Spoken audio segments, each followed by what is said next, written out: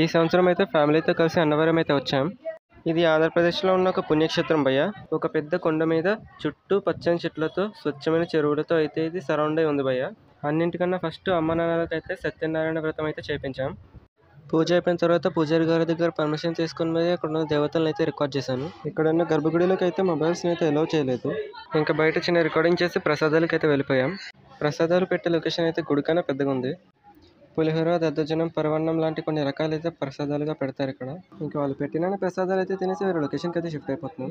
తర్వాత గర్భగుడి ఎదురుగా ఉన్న ఈ పెద్ద చెట్టు చుట్టూ అయితే 3 రౌండ్స్ అయితే వేయించారు. భక్తుల దర్శనం అయితే అయిపోయినాక ఏదో ఒక దేవుడిని అయితే ఊరేగింపు అయితే బయటకైతే తీసుకొచ్చారు. రికార్డ్ చేయడానికి అయితే ట్రై చేశాను, కానీ పూజలు అయితే అడ్డుగా ఉన్నారు. అంతేకాక చిన్న విగ్రహానికి అయితే పెద్ద దండ అయితే వేశారు. విగ్రహం ఎలాగైనా కనిపించదు. సో మీ ముందు కనిపిస్తుంది అయితే దుర్గం తల్లి గుడి అంట. ప్రస్తుతం ఓపెన్ అయితే చేయలేదు కాబట్టి నేను బయట ఉన్నా. ఇక్కడ రెడ్ ఆరెంజ్ డ్రెస్ లో ఉన్న వాళ్ళు అయితే ఇక్కడ సర్వీస్ స్టాఫ్ అనమాట. ప్రసాదాలు అయితే సర్వింగ్ చేస్తున్నారు.